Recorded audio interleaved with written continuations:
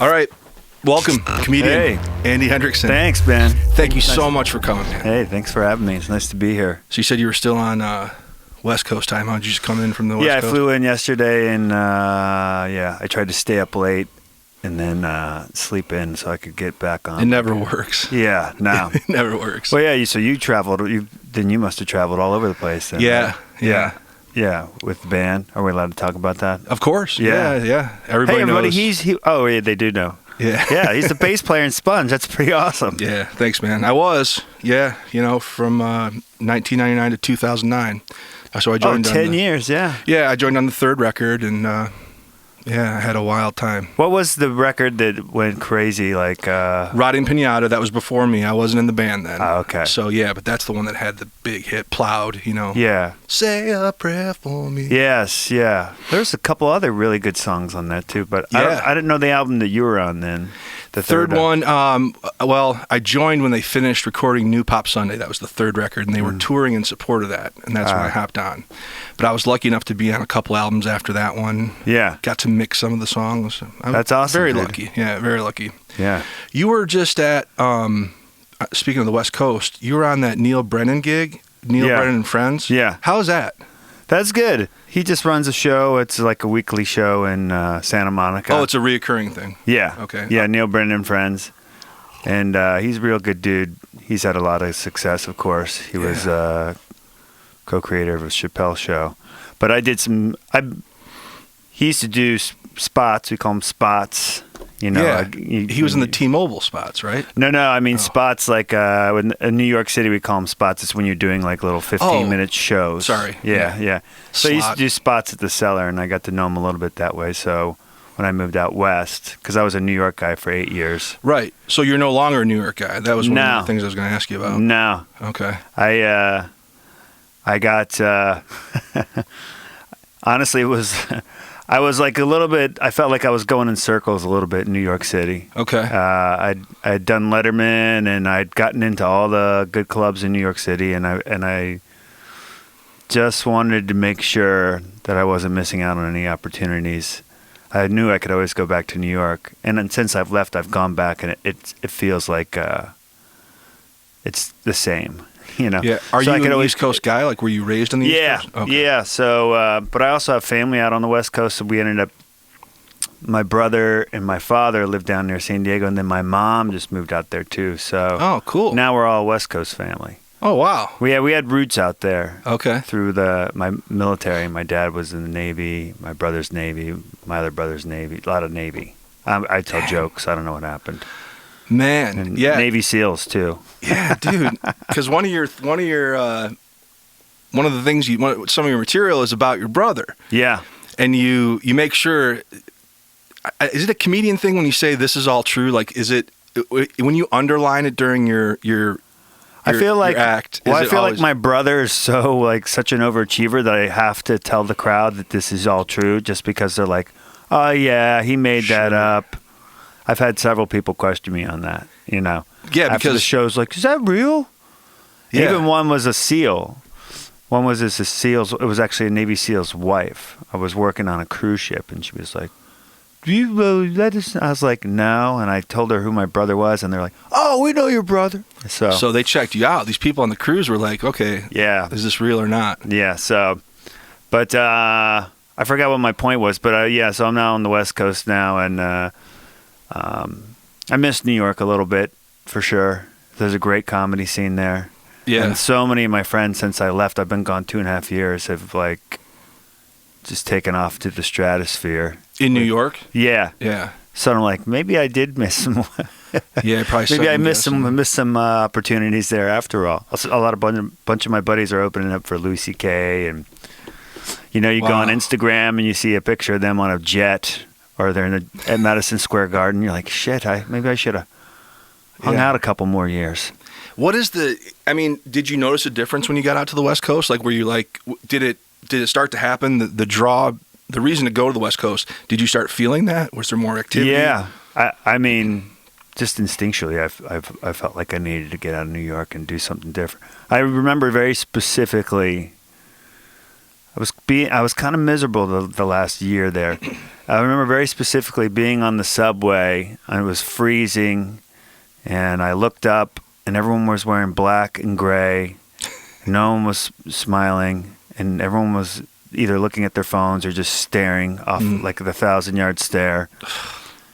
And this was in real life, but I saw the image in black and white, and I was like, time to go. Time to go. Yeah, I seriously looked around and I was like, this almost is so drab that it literally in real life looks black and white. And I was like, all right, I gotta go. I gotta get out of here. I have a problem where I can't take Manhattan or LA for more than 48 hours. Oh, really? Yeah. That's Vegas for me.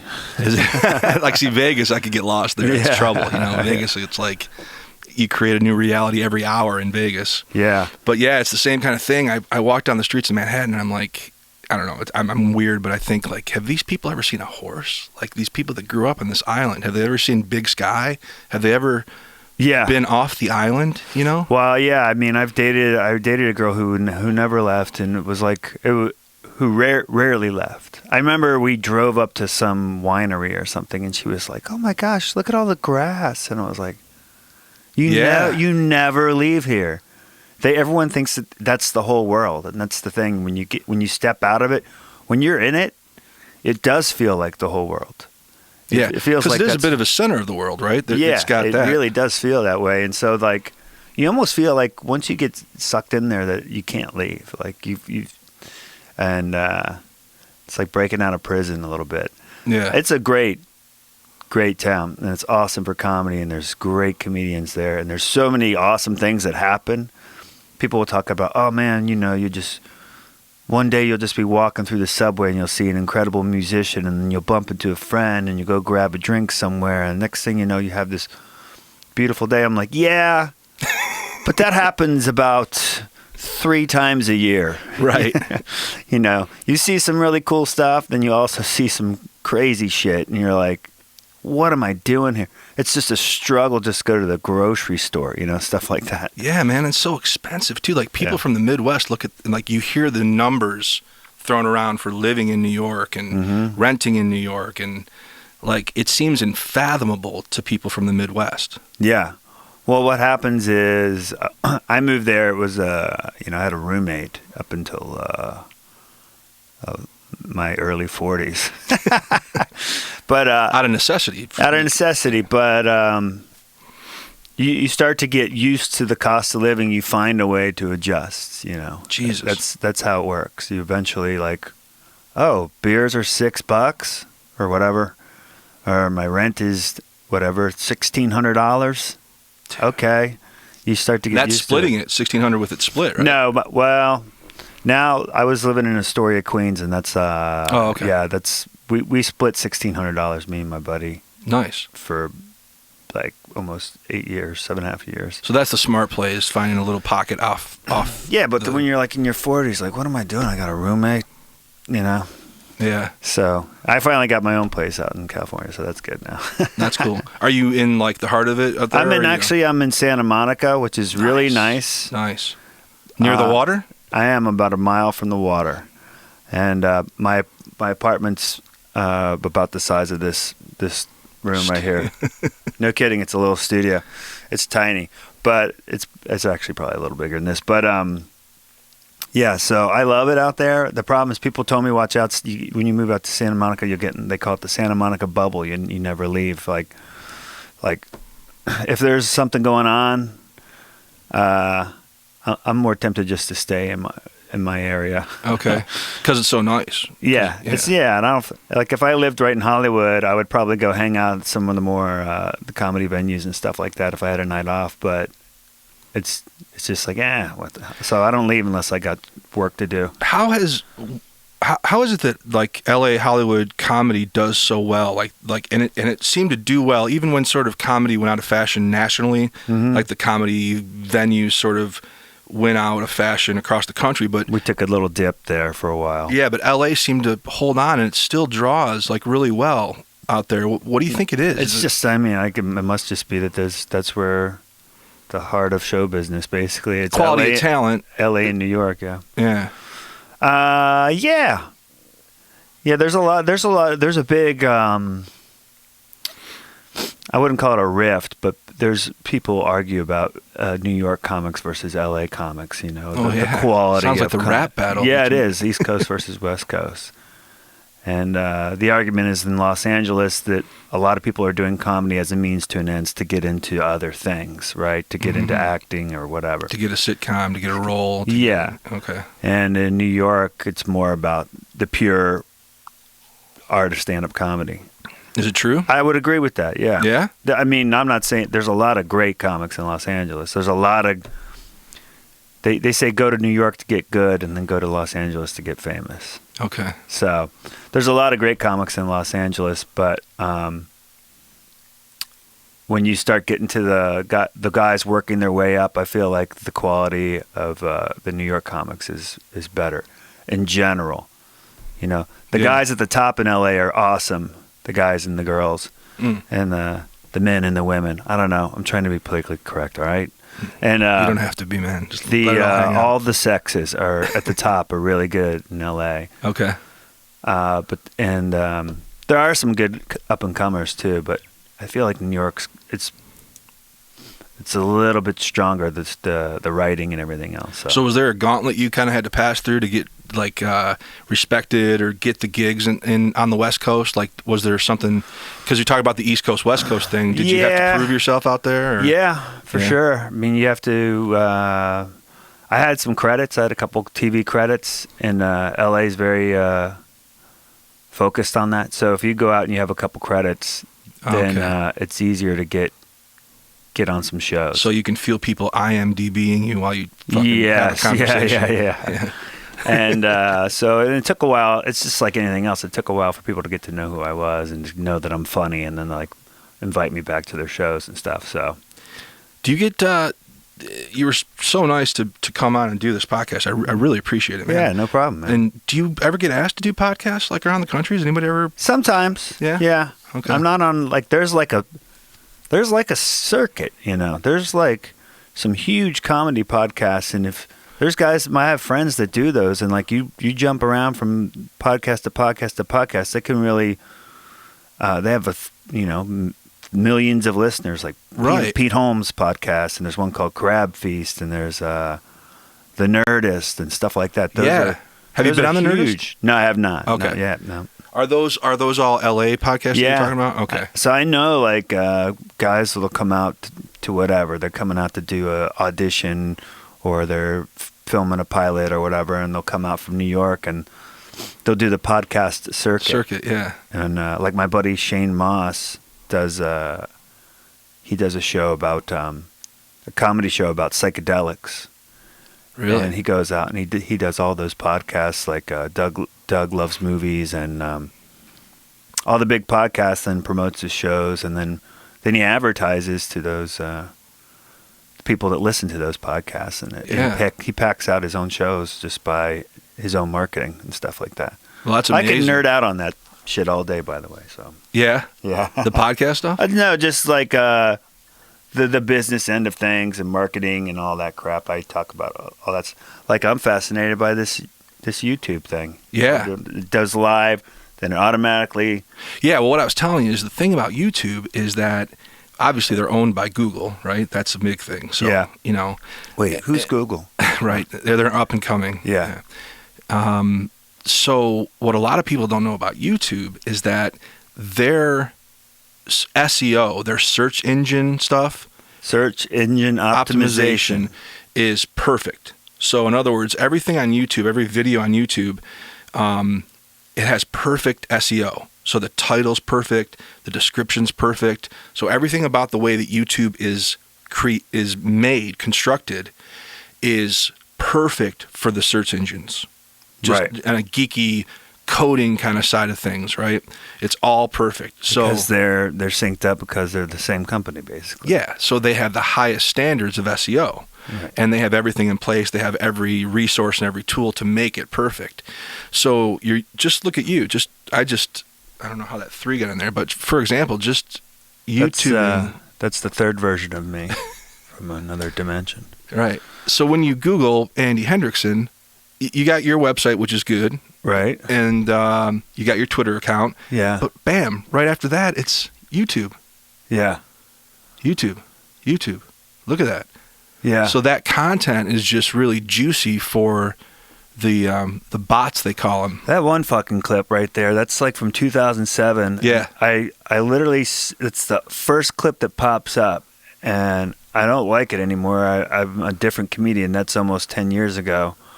And, but I can't get them to take it down because I signed some form. They paid me $25 and they gave me a glass like this with a comedy club logo on it. And I was like all excited. Back then in 2007, it was hard to get a good tape. Yeah. It's hard to get a good quality. Now you can people bring their own stuff. You can do it all on your own, no problem. But back then that was like a TV camera quality tape, and everyone was like all excited because it was like 2007. They were like, "Oh yeah, we're gonna put your shit on the cell phones, and people will find your clips on the cell phones." You're like, "What? That's crazy! Hell yeah, I'll do it." Now they own that shit, and I can't get them to take it down. That's all right. Yeah, because all your new shit will overtake it, dude. Yeah, eventually. Yeah, the more content you put up there and people click through. I don't know. It's crazy that this has stayed on top, though, for that long. Was this at a venue, and the venue made you sign something? This company called Comedy Time. Okay. I believe that they had Angela Johnson is a famous comedian now. Mm-hmm. She has this bit about going to the nail salon, and it was on their Comedy Time thing. And it took off. It went viral and blew up her career. Cool. But millions and millions of views, and they got all the revenue for that. Wow! Because of whatever the contract they signed, they hit like a home run by mistake with that. Right. They backed into it. Yeah. As they say, dude. All you have to do, Andy, is just keep making content. Right. You know, if you. Yeah, but I'm lazy, so no. How do you be? The thing we were talking about, the thing with the family and the brothers, and one's a Navy SEAL, and the Navy SEAL guy went to Harvard too. Like, right. How does Andy? He's an admiral now too, by the way. He's now Jesus. He's an one-star admiral in the Navy. So Jesus, that's big. That's high up, right? It's like a general in the Army, dude. So how does Andy become a comedian? Like, how does that path happen with a family of overachieving military men? Where does comedian come from? Yeah, I don't know. My family's all funny. My mom, my dad, my brothers. So there's always been a good sense of humor there. And we obviously got to be smart people to achieve. Yeah, and they're all really intelligent. And I come from pretty good stock. Yeah. And I'm proud of all of them. But for me, it was like everyone was going to. My brother went to the Naval Academy, and so he was in the military. Boom, right out of the gate. My dad was obviously a Navy guy. He was also a Navy SEAL, and then my grandfather was a Naval Academy, Navy submarine commander, and Silver Star, all that stuff. So. Wow. A lot of tradition in my family, and so I was I'm the youngest. I was a little bit more of a misfit, little black sheep. Did you always know you didn't want? Did you always know the military wasn't going to be your path? I don't know.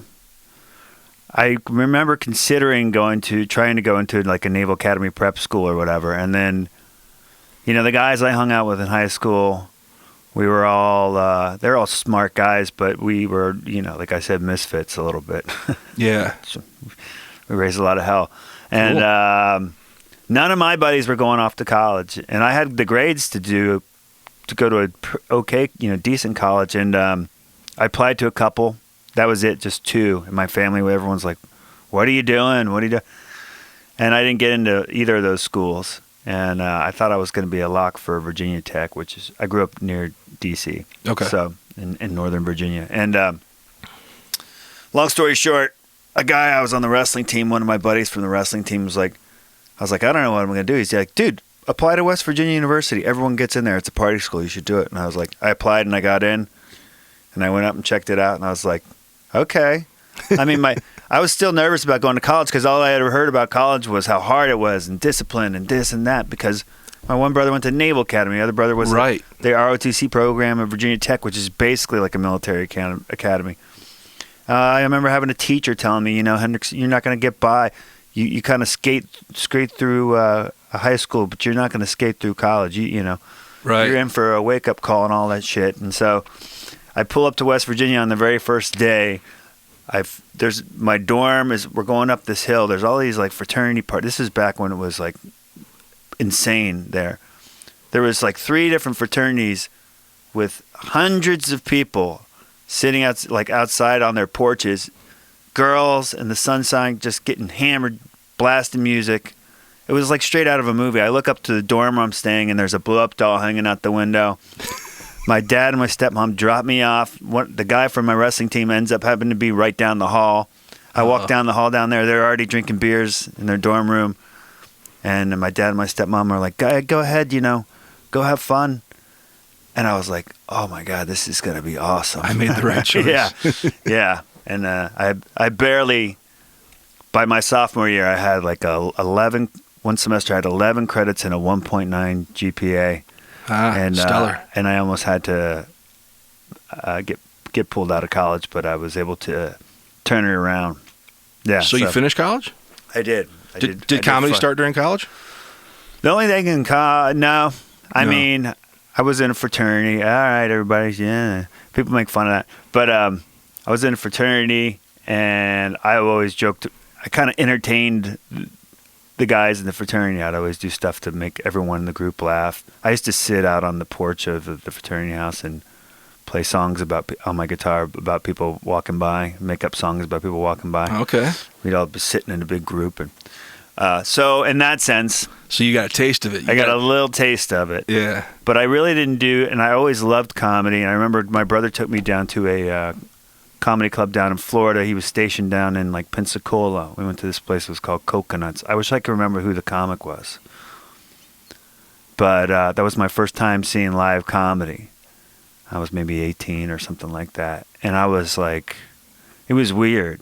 It was like, I was so sucked into I was like, this is so fucking cool, man. Really? From that?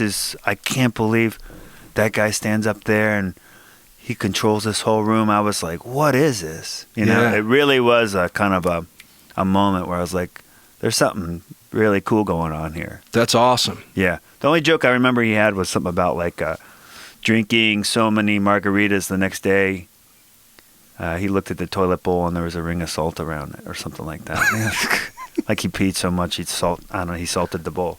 But I didn't really start actual stand-up until much later. I moved to Atlanta after college and I started doing stand-up in Atlanta.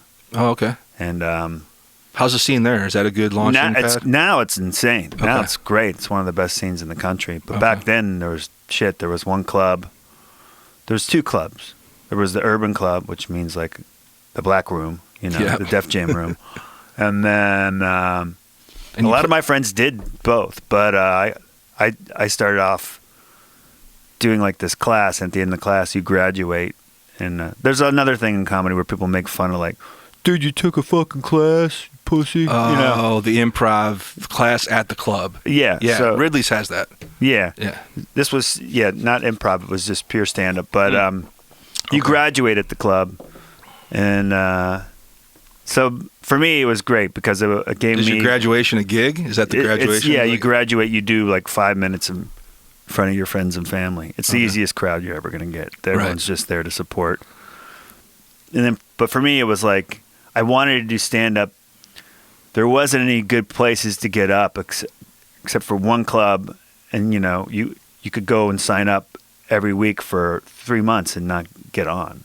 Oh, at the open mic because it was so packed? Yeah. Oh. So for me, I took this class, and that gave me the structure and the environment to put together 5 minutes. And then from there, I took the 5 minutes and slowly built it. And eventually, I was working at this job, and I ended up getting fired, which was a first for me. And I was like almost hitting 30 at the time. Look out. Yeah. And I was like, okay, you got a choice here. You can keep doing what buckle down here. You can do what you keep doing. Well, I was in like graphic production. It was like it's a very specific industry. Okay. I worked for like exhibit companies doing large format graphic production. Boring. Gotcha. But I was painting in a corner. I was like, I can stay in this, or give this comedy a shot. So I ended up calling up one of my old bosses, and he gave me some part-time work. And I started just going out on the road slowly but surely, and then I eventually just became full-time. It was a lot of hard work. I was broke for a long time, spent a lot of time. I mean, I was like basically like a truck driver. I was just driving. Right. Remember one year I almost put 40,000 miles on my car in 1 year. Jesus. Yeah, that was insane. I did like 40,000. That's like four times as much. I did like 48 or 49 weeks. I found that schedule on my website. I think it was 2005. Nice. Where I did like 48 or 49 weeks on the road. Same car? Same car. Must have been a good car. It was a Toyota. Well, back then I think I had a Toyota Corolla. I had a Toyota Corolla back then, I think. Wow. So anyway, that was. You talked about the I don't know, the cheesiness of the classes at the comedy club thing, like you're like people giving you shit. Like, do you? Well, there's comedians give you shit. It's right. a stigma, like, oh, you had to take a class. You couldn't man up, and oh, okay. But depending on what the environment is nowadays, with the internet, there are, and comedy clubs complain about this. There's tons of open mics that people can promote online. Yeah. And so there's plenty of places, and almost every city's got a little scene. Do you think that those classes are beneficial though? Like, you obviously got something out of it. Like, I do. It just depends on who you are. Some people take them. The stigma is because there's like housewives and you know Joe Schmo who are just doing it just for fun. Yeah. Instead of softball, they're going to a fucking comedy thing or something. Right. Yeah. So and there's also like, well, you really can't teach people to be funny, which is partially true. Some people have it and some people don't, but you can teach joke structure and basics, just dumb shit, like just pulling the mic out of the stand and putting the stand behind you, Yes. The nuances. Learning about running over on your like shortening using economy of words, set up punchline, all that kind of stuff. Those are like little basics. Also back then, I feel old saying all this, but when those comedy classes were in 98, and there wasn't a ton of there wasn't YouTube or anything. I don't know. Nothing. Yeah. So now the younger comedians I feel like they have advanced classes, right? Just by the content that's available online, you can look and see, oh, how do these other comedians do it? Mm. Oh, I like this, I like that. Boom, I see how they do this. And back then you would just, you'd either listen to a comedy CD or you'd watch a little bit on late night TV, but there wasn't a lot of places to get the resources to actually watch a lot of comedy. Yeah, and you're probably comparing yourself up against the other guys on the bill. Like, there's a lot of that. Like, sort of marking your progress against them. And yeah, so it's an interesting business, man. I can't believe I've been doing it for 18 years. Now, you're saying you're a different. Like, you're saying you made an interesting comment about that comedy time thing that's annoying you up on YouTube. Yeah, you're saying you're like a different guy then. Almost sounds like another life. Is it just tough seeing that early Andy? Is that what is it? It bothers me a little bit because I was a little more goofy back then. I was a little more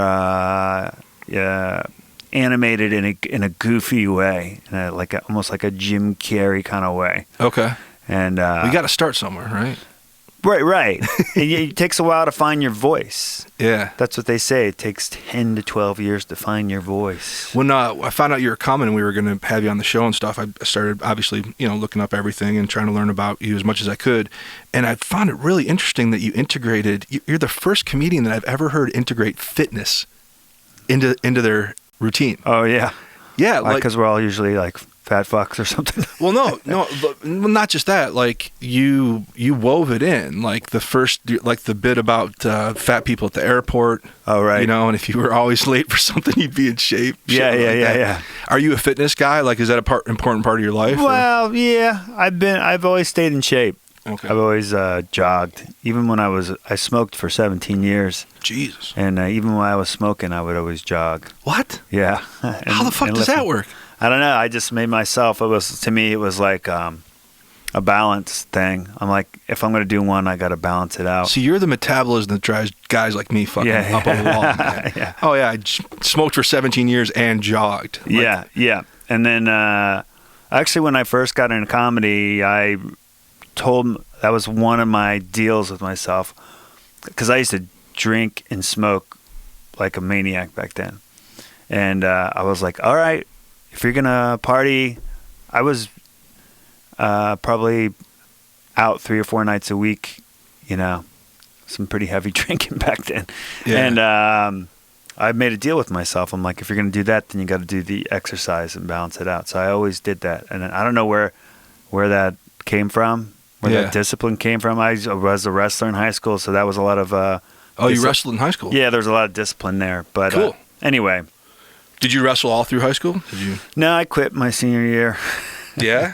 Did you enjoy it? Did you have a passion I enjoyed for it. I think that's a great sport. It teaches you a lot of self-discipline. Yeah. It teaches you a lot about how to really push. I think any athletics. That's why I hate these fucking hipsters these days that are like, ooh, you jocks, sports are stupid. Sports teaches you a lot about how to have discipline and how to work with others and work in a team. And there's huge eye-opener when I got in the entertainment business. Many successful people that I would interface with, if you got to know them just beyond the introduction, you'd find some kind of sports ethic in their past. I believe that wholeheartely. Yeah.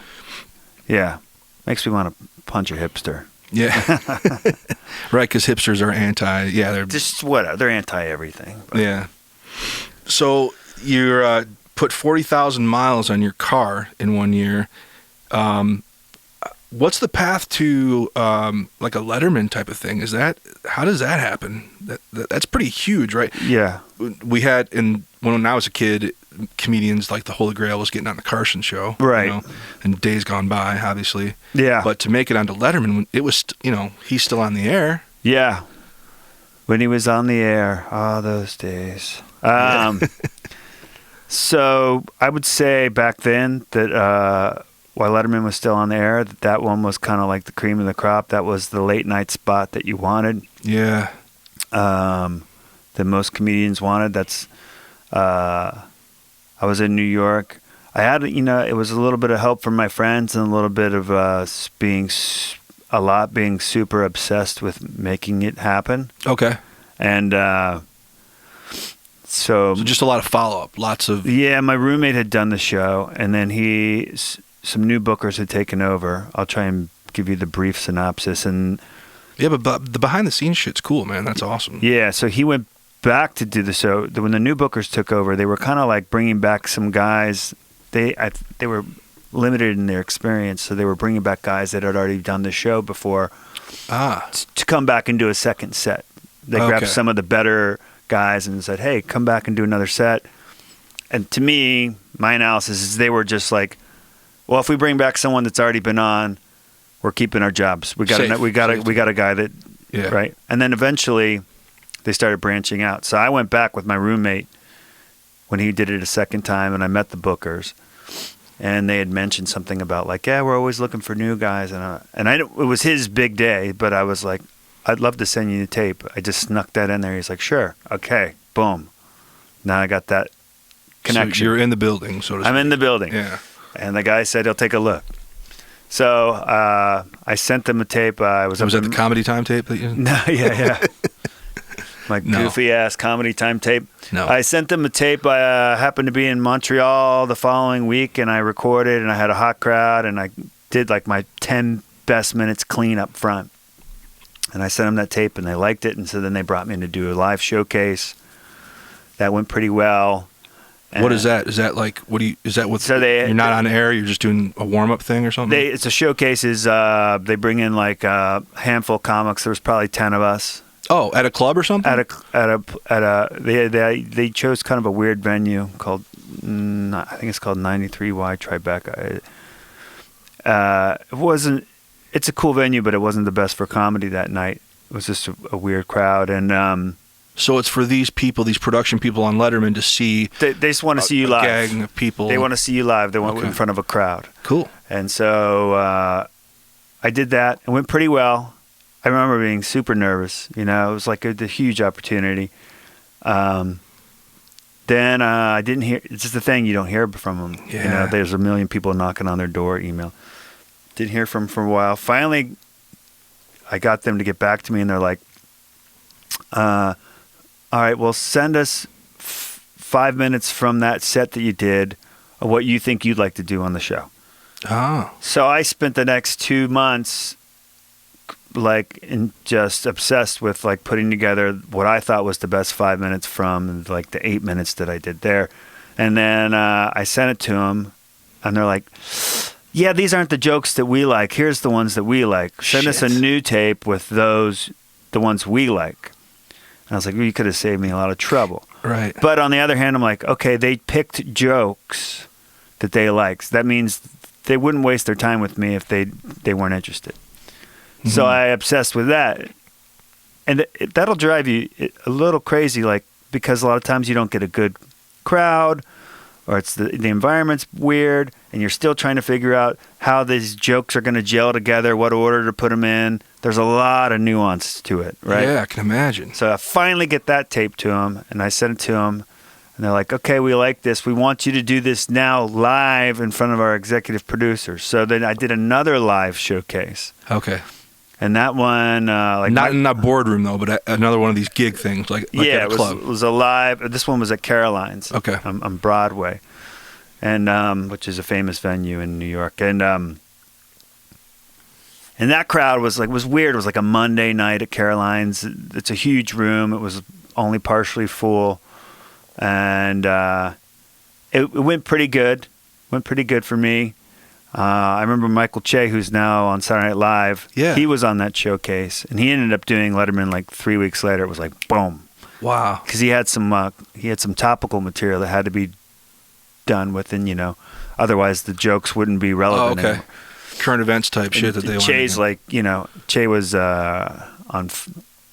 he was just starting to, his rocket ship was just at the time, so he was taking off. Wow. And he's a great comic, and so I guess I am giving you the long version of this. That's great, man. But so and then I didn't hear anything. And I was like, oh, man. I was really starting to get my friend told me, a couple of my buddies were like worried about my mental state because I was so wrapped up obsessed with making this happen. Well, who could blame you? And I didn't have any management or anything back then, so I was. You're doing this all without management? Yeah, I was doing this all on my own, dude. And so, and then you learn how to be, your own manager and good businessman. So they finally got back to me and they said, "Well, now we liked everything. The executive producer liked everything, but we want to see you switch these jokes and make this one be the closer." So they're sculpting your set? Yeah. Oh, yeah. They wow. sculpted it. Yeah. And so I was like, okay, sure. I didn't think I wasn't in 100% in agreement with them. Okay. But I'm like, I'm playing ball. Whatever you guys want. At this point, just whatever you want. And so I was trying to get that tape together. And I was actually practicing at a place called the Comic Strip in New York. And I brought my camera to get that tape. I was getting pretty close to how I had the... I had every fucking second. Every beat, every little nuance, like, so rehearsed at this point. This is a year, pretty much. Dang. And they came to watch this guy, Brian Kiley, who's a great comic, who was actually doing his Letterman set the next night. So what they'll do is they'll come watch you the night before. They'll watch you run it live at a comedy club somewhere, make sure, like, everything's smooth. They were coming to watch Brian, and I happened to bump into them, and I happened to be there to run my set to get it on tape to give to them. Okay. And they were like, well, why don't you just go up after Brian and we'll watch you. So all of a sudden I walked into a live audition. Holy shit. And it was perfect though, because there was a nice crowd, and Brian is a great comic, and he does jokes, set up punchline. So it set the tone perfectly for he did a clean 5 minutes, and then it set the tone perfectly for me. So the room was ready for you. Yeah. And so then after that, it wasn't too much longer after that they gave me a call and said, we're probably going to be looking at March. And then I remember I was in Las Vegas, and I came back, and they gave me the phone call when I got back from Vegas. So what's that feeling like? it was awesome, man. At the time, my health was kind of screwy, so I was a little bit. I was diagnosed with Lyme disease, and I was going through a lot of brain fog and neurological problems, and I was powering through that, trying to do comedy at the same time, and what? So I was like, and everything had kind of just flared up about a couple days before they had called me, and dude, I know, and so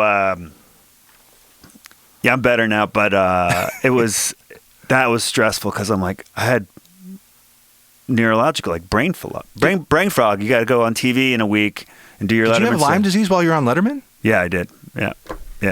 Holy shit, dude! Yeah. What a fucking soldier, man. Yeah. It was crazy, man. I went to my doctor and I was like, give me his antibiotic. He gave me a bunch of antibiotics, and I started feeling better about a day before, but I still wasn't all there. When I go back and watch that set, I'm just like, you can tell. Well, I'll tell you what, as an outsider, as just a spectator, you'd never know that you had Lyme disease. Well, yeah, there's Lyme disease is a whole nother subject, but it's a very kind of murky, hard. It's a hard thing to diagnose, and there's a lot of people who don't think that there's chronic Lyme disease, and a lot of people, there's doctors who are on two different sides of the fence on it. And how to treat it. So it goes undiagnosed a lot, right? 'Cause people just have the symptoms. They think that I had it since I was a kid, and it just went undiagnosed. So you thought maybe you lived with Lyme disease for your whole. Yeah, and it kind of it kind of came back. Or I had some problems when I lived in Atlanta about 10 years prior, and then it came back with that. It went away, and then it came back with a vengeance. And so for like 2 years, I was doing I'm doing spots at the Comedy Cellar in New York City, and so you're working your ass off, and I'm in a fog, man. Wow. That would do stuff like I remember one of the very specific weird things that I remember was going to key into my apartment. There's a gold key for the gold door handle and a silver key for the silver handle when you get in the building and I would stare at the keys, and I knew which key got me into the door, but for some reason I couldn't make my brain grab the right key. It was the weirdest thing, and I'd have to try.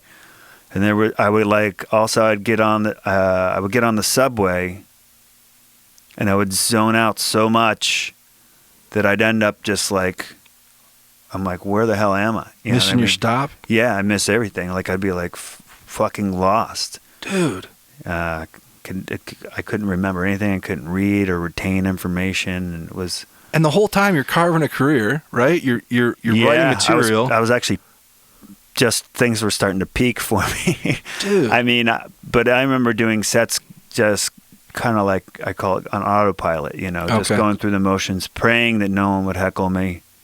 Actually, I've never talked about this on a podcast. Praying that no one would heckle me because I didn't want to. I wasn't sure if I could handle going off the script because I was so out of it that day. It would come and go. It ebb and flow. The brain fog. Whoa. Some days were really bad, and had all these nerve problems and swollen joints and numb and tingling hands. And so the Lyme disease diagnosis comes in this year that you're busting ass to get on Letterman, right? That's when the diagnosis comes? Yeah. And then it was like everything became clear to you I can't remember if I got treated before Letterman or if it was after Letterman. But I had to get an intravenous IV, and I was traveling on the road. I'm carrying bags of antibiotic fluid around. I had they call it a midline, this thing that's so you can hook up and do the drip into your arm. So you were hooking that up? Every day for a month. There's a system where they'll come in and a nurse will come to your house and check and make sure everything looks clean and clean it up or whatever. But you have a tube in your arm for a month, and you carry around I was so busy. I happened to be so busy at that time with work on the road, so I put the bags in my backpack and I put them in the fridge as soon as I got to wherever I was at. You had to keep them refrigerated, and then I do the drip every day. It was a rough time, dude. But you know what? People go through way worse shit. So yeah, I'm just glad I'm better now. Yeah. But when you got the Lyme disease diagnosis, did like everything start to make sense? Like all this fogginess and all this fucking like looking at the keys, like did it all start to make sense once you realized what you had? Like, well, I went to a regular doctor. He's like, "There's nothing wrong with you. All your blood work's fine. I don't know what to tell you." And I was like, well, something's wrong with me. Fucking, this is not normal. Yeah. And I went to a neurologist. They scanned my brain. They found like these white patches on my brain, which could mean a lot of different things. But then they tested me for multiple sclerosis and spinal tap, all that shit. Also, I was not financially, I had health insurance, but it wasn't good. So I was throwing tons of money towards this bullshit. And then that guy, I had the MRI and came back, and they had tested me for Lyme disease back then, but nothing came back. And but the problem is there's no really good accurate test out there for now. And he's like, well, just come back and see me in 6 months. You don't have multiple sclerosis as far as we can tell right now. Good news right. And bad news. I used to record all the conversations on my phone. With the doctors? Yes. Yeah. Because I would also forget everything they told me. Did they hate that? Did the doctors hate you? Nah. And I was like, I just can't accept that 6 months. Just come back and see me in 6 months. I got problems, man. I can't fucking key into my apartment. I don't remember where my car's parked. I don't remember anything, I can't read or retain information. I can't remember anything. And I kept coming across Lyme disease with all these symptoms that I was having. And so I found a doctor they call them Lyme literate doctors. He was in Staten Island. And he was super helpful. He sent my blood off to a specialty lab. It came back with exposed to Lyme disease. And so his theory was that I had it for years and that something kind of reactivated it. Wow. And he treated me, but I'll tell you, 3 days when I finally got approved for the intravenous treatment, like 3 days in, my brain cleared up. Like, wow, you could feel it, huh? Yeah. I got emotional. I was crying because I was like, I couldn't believe how cloudy my brain was because it'd become so clear. And that was the norm for you. This cloud was the norm. Yes. So I didn't even realize I was progressively getting in this worse fog.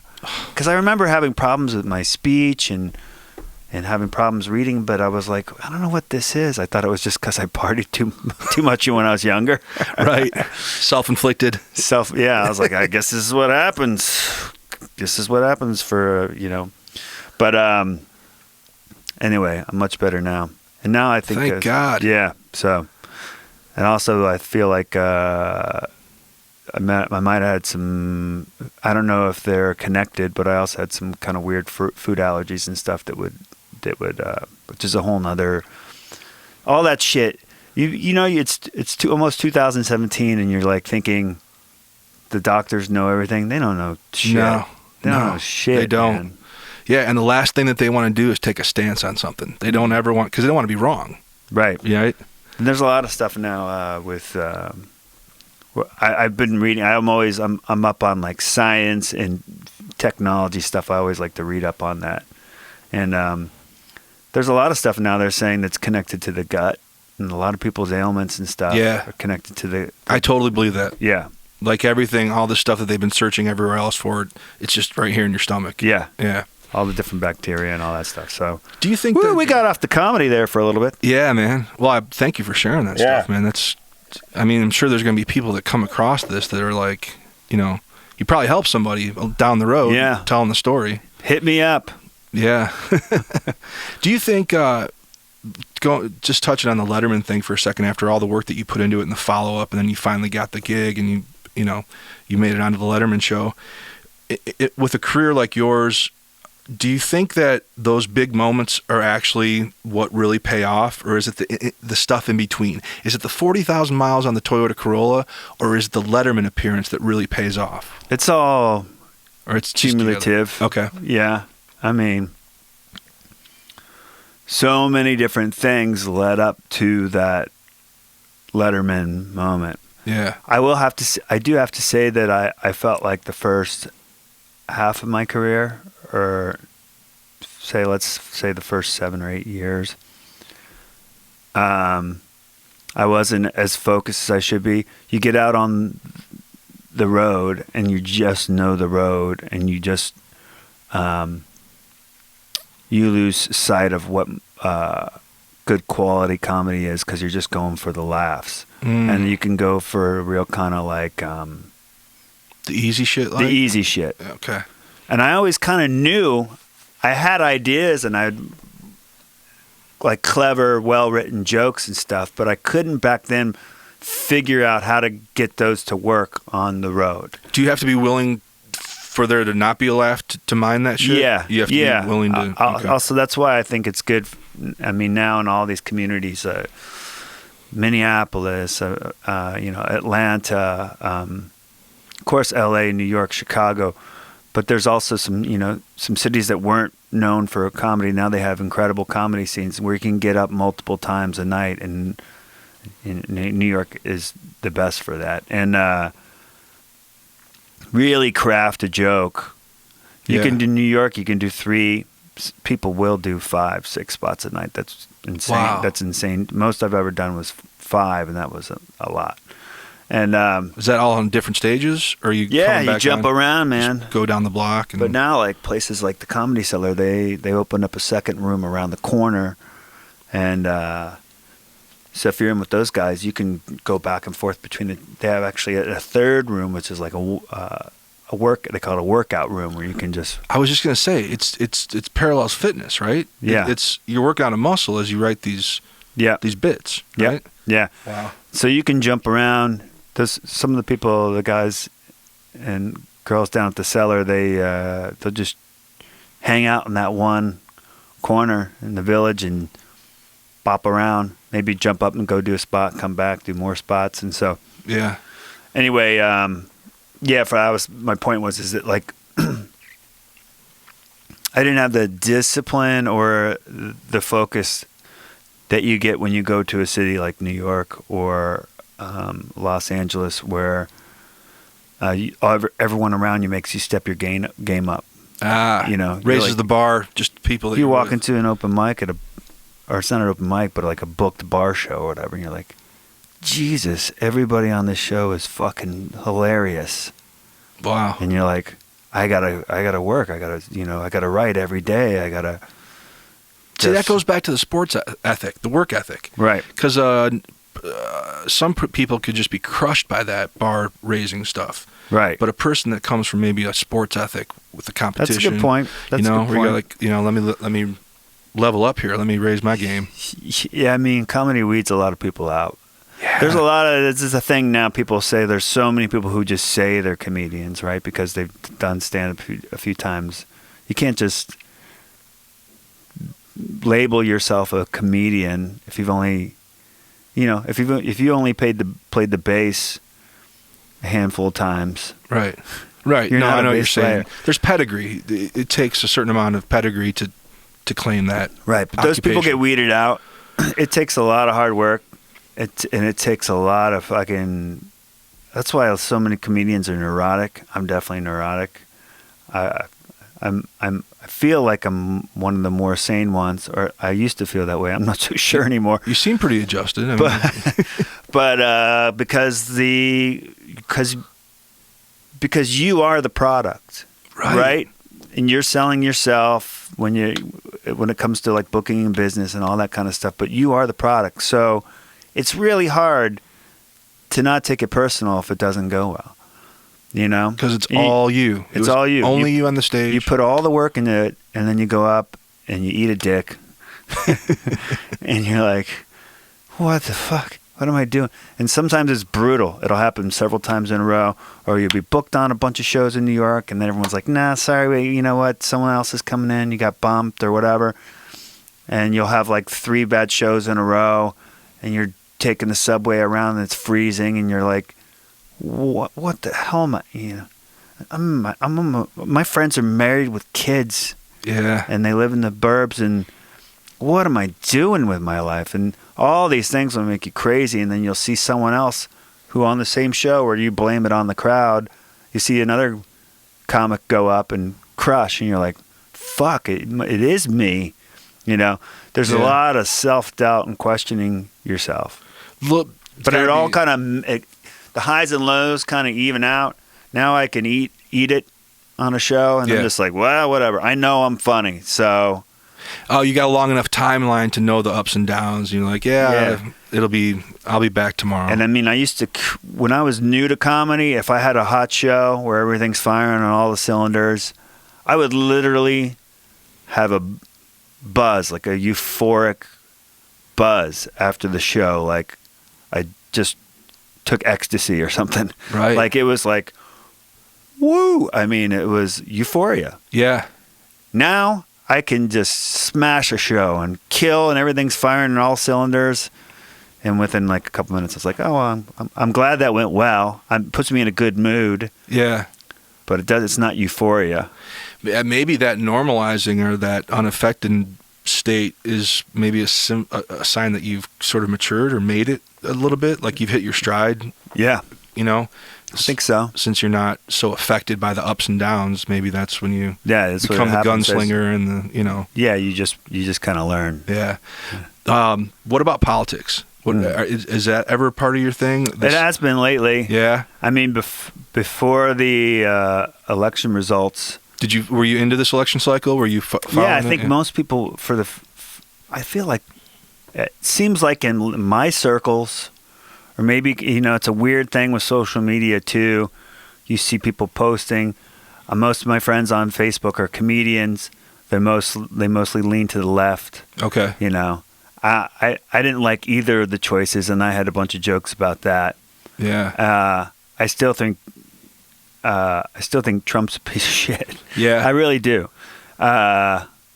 Just his character. Okay. You know, I'm hoping some positives will come out of it. Who knows? Maybe he'll do something good. But just his braggy, bullshitty character. Yeah. The other option was Hillary Clinton, who a lot of people think was a liar and a scammer too. I don't know how much of that. There's a lot of stuff with the media, how the media feeds us. Yeah. They control the narrative. For sure. And I have some jokes about that as well. So I never did any stuff like that until recently. I've been doing more material about things that bother me, and some of that's political, and some of it's about how the media and just bigger picture things. And maybe it's because I'm just getting older. And but the problem with that material is it's people have opinions on either side of it, right? So can you make it so everyone can enjoy it and still make a good point?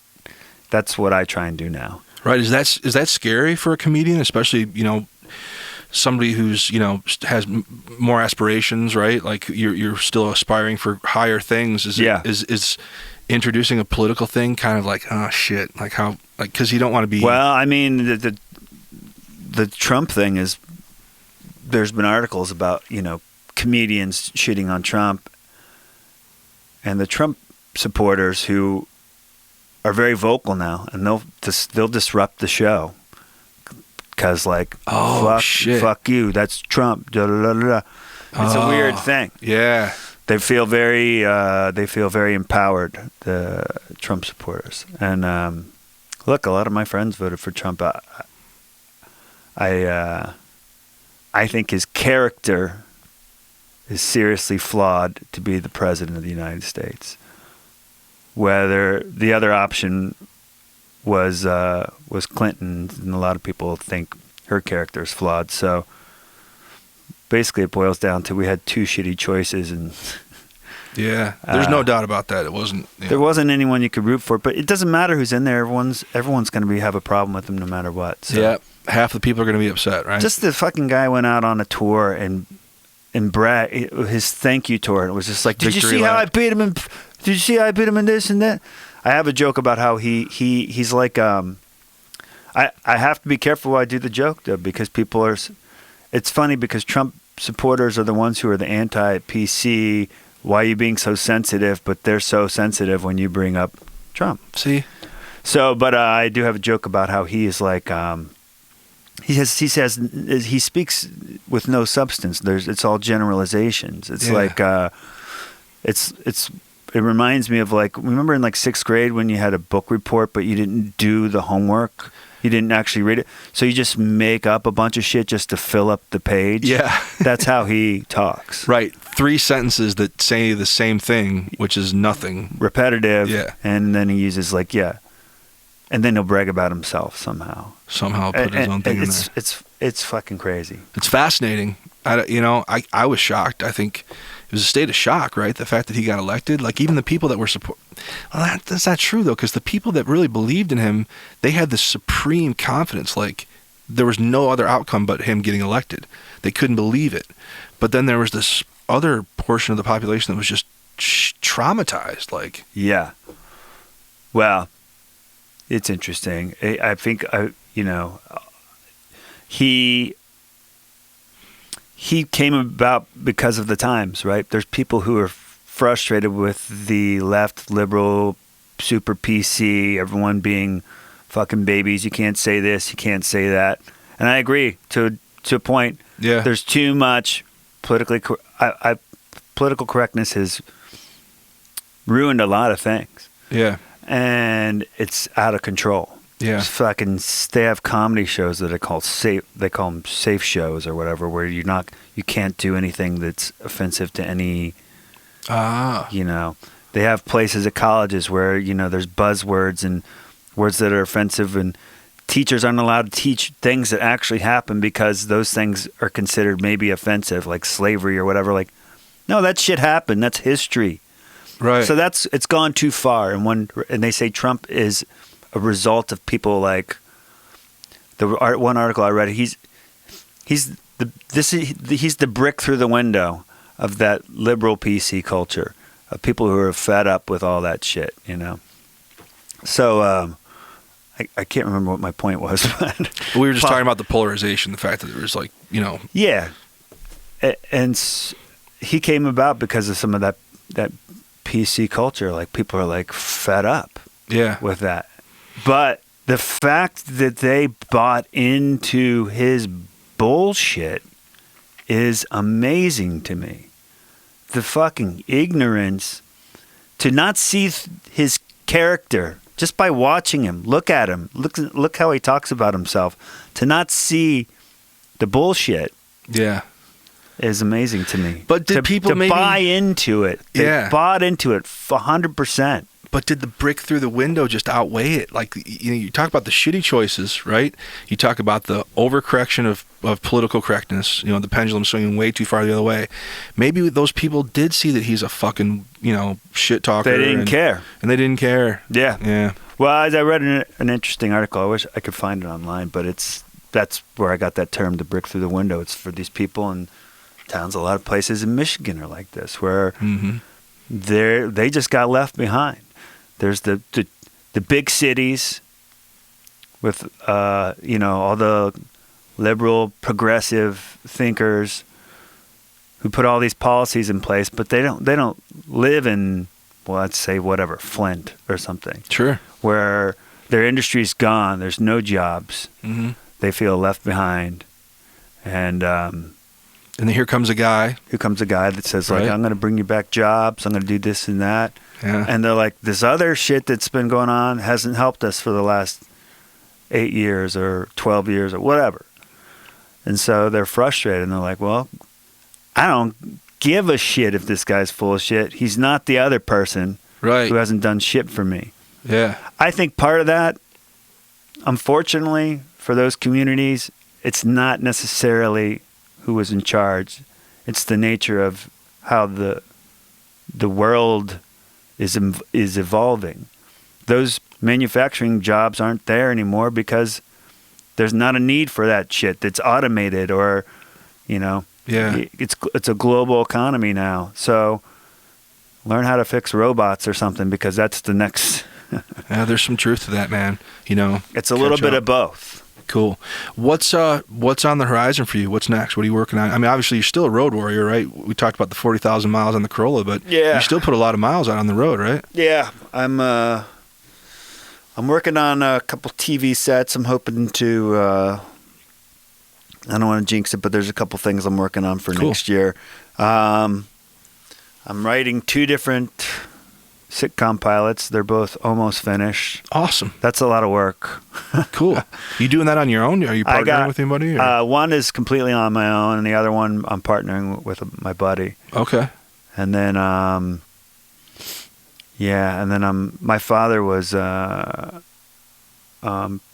the original Iron Man triathlon in Hawaii back in 1978, Holy shit, really? and I'm doing some research on a project on that. So we'll see if that goes anywhere. But That's more besides that, but that's more like of a film type of thing? I'm just trying to see what I can branch out into. But for stand-up comedy, I'm doing a thing. CISO's the new the new channel for comedy on NBC. Yeah, that's exploding. That's everywhere. So I'm doing something for CISO. It's called the Guest List. I'll be taping that next year in January 24th, I think, up in San Francisco. Okay. I'm excited about that. And then there's a place, I think it's called the National Comedy Center. It's Jamestown, New York. We're doing a show, and they're doing a show in LA, and they asked me to be on it for some of their archives. I think CNN is covering that. So that's two things I have, kind of cool things coming up. And other than that, I'm just, writing more material, working on my sitcoms, and working hard until something cracks open, man. It's Awesome. It's the same shit. Well, dude, thank you so much for coming by and taking time out of your day. Yeah, man. Thanks for having me. Really appreciate it. It's a lot of fun. And we'll make sure we put the links to everything. Obviously, new website coming soon. Yeah. Yeah. But you got we're dates still and stuff working on. up there, right? People can find out what's going on. And Well, it's supposed to be. I've been working on this site for. They pulled down my old site, and I'll make sure that my new dates are on there if the new site is not ready yet. right on. It's pretty close. Actually, I kind of like this placeholder better than the one that I have right now. It looks good. Everything's up there. Yeah. AndyHendrickson.com and at Andy Hendrickson on Twitter, right? Yep. At Andy Hendrickson, just like it's spelled. Andy, thank you so much, man. Thanks, buddy. All right. Appreciate it, man. All right. Thank you.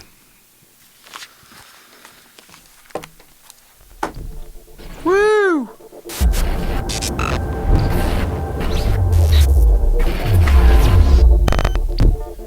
Yeah, I hope that was it.